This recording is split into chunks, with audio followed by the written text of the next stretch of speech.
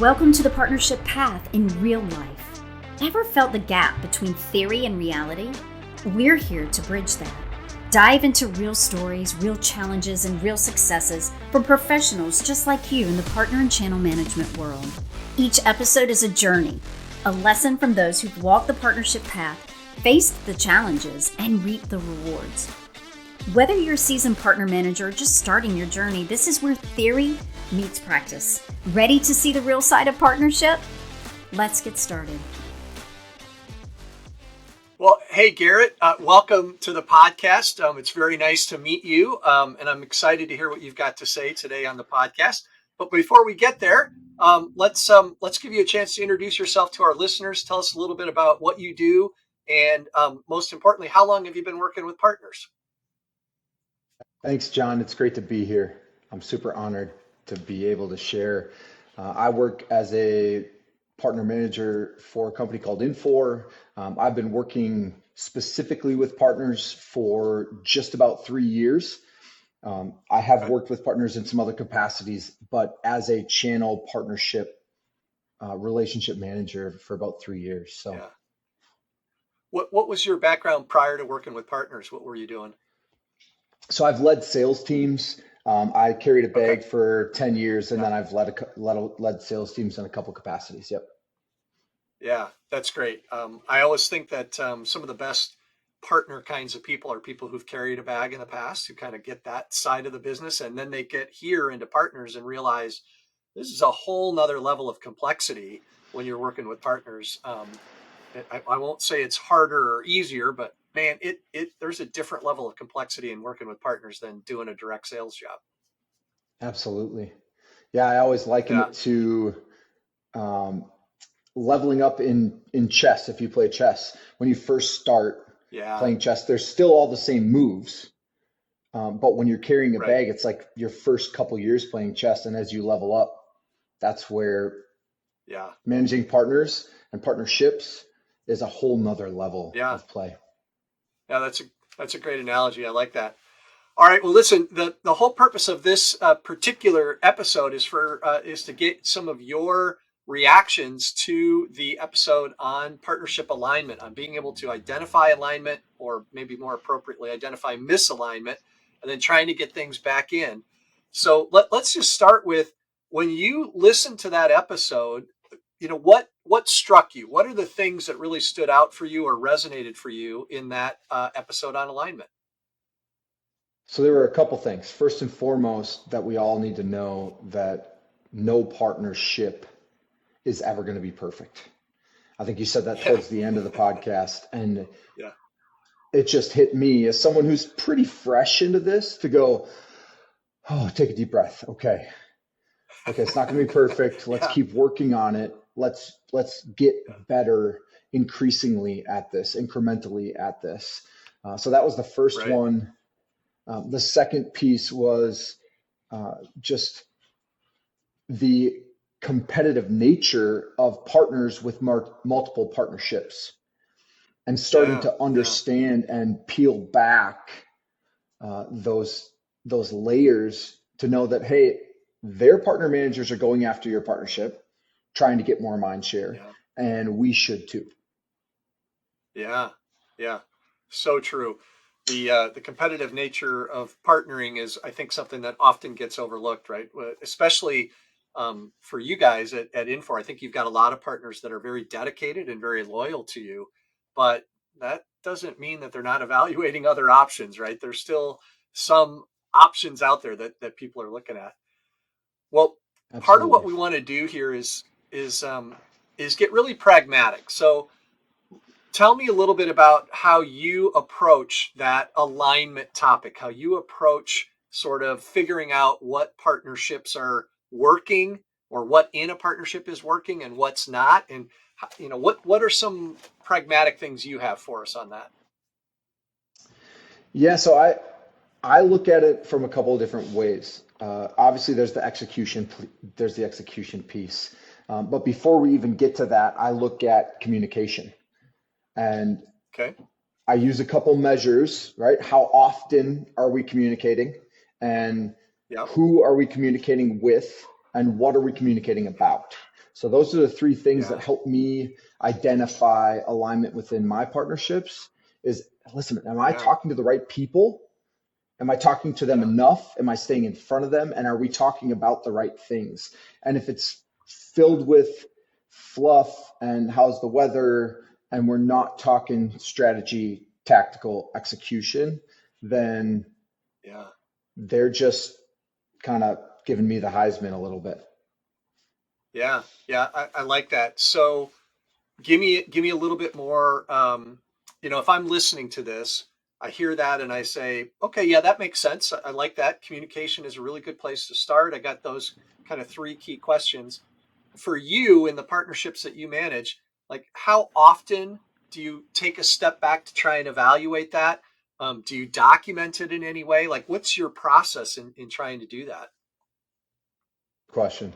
So I check on it once every quarter. So when I go through at the end of Okay. each quarter and I'm looking at, hey, how did we do? Where are we at year to Yeah. date? One of the columns that I have in the way that I track personally is how are we doing with communication? And there's multiple Yeah. people involved in the partnership. I don't need to talk to the CEO Sure. of the company every single week, but I should touch base Right. with him at least once a month or once a quarter, depending on my engagement strategy. Yeah. Yeah. Now, a VP of sales or a sales rep or a sales manager, I'm going to talk to more often. And so, Yeah.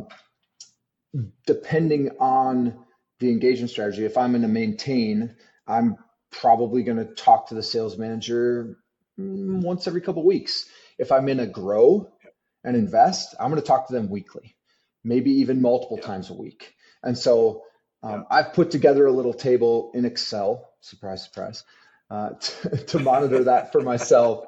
And it Yeah. helps me. I've used some of the other things from your channel management, the +1, the -1, on Yeah. communication for managing those relationships. Yeah.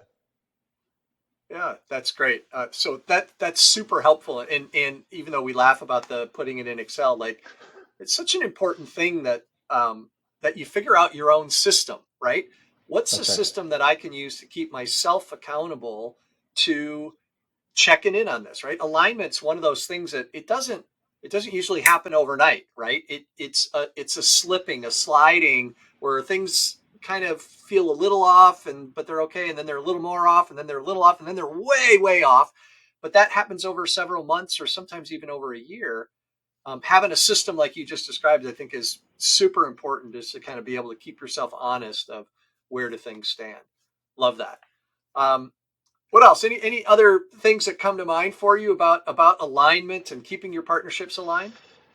Oh, goodness. Well, so I manage a partner portfolio, and two of the partners that I work with have onboarded external or competing solutions in the last year Ooh, and a half. yep. So Okay. where I didn't have to worry about a competitive partnership Yeah. taking mind share from my partners and from the relationship stakeholders that I had, I do now. And so it has Yeah. changed the way that I approach the partnership, that I approach the relationship, and listening to you and Tony talk about just how partner managers are trying to grab mind share really caused me to pause and just say, how am I doing that strategically so that Yeah. Infor wins and so that the Infor partner Yeah. partnership is winning and continuing to grow and produce and be Yeah. fruitful. So Yeah. Yeah. That I love that. I can hear your sales background coming through in that approach, right? I've always said the best salespeople and I believe the best partner management people are those that are always just a little bit paranoid, right? yeah, Always just a little bit worried about, wait, what's happening that I don't know about, or who's coming to eat my lunch today, right? that's right. And so we want to have that healthy level of paranoia to make sure that we're maintaining, if not growing, our mind share in each one of those partners. It's super critical. Yeah. Well, this is super helpful, Garrett. I really appreciate that. Um, let me just do this one last thing. We try and keep Yeah. these nice and short. So let me just give you one last opportunity to we've got a lot of people out there that are in a similar situation to you, where they've entered the partnering world just in the last few years. And so they're still kind of figuring some things out.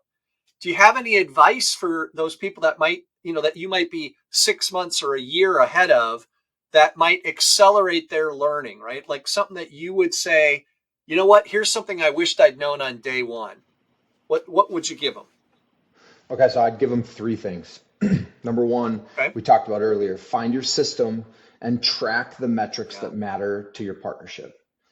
Number Yeah. two, get out and meet the key stakeholders in every single partnership Yeah. that you had.